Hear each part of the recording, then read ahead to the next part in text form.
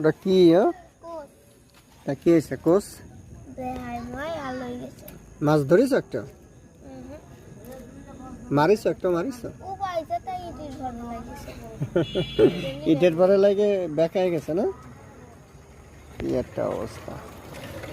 তারও ধরবো এখন? চল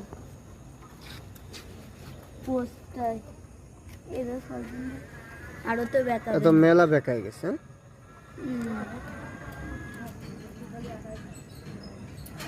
চল চল চল দাঁড়া, এই কোচ দিয়েতে মাছ মারতে গিয়ে যাবে রে। না ওই ঠিক না করলে হবে না। এই একটা গোবো বসানো মাছের গায়ে বেকাগুলো বেঁকায় ইটের পরে পড়িছে না?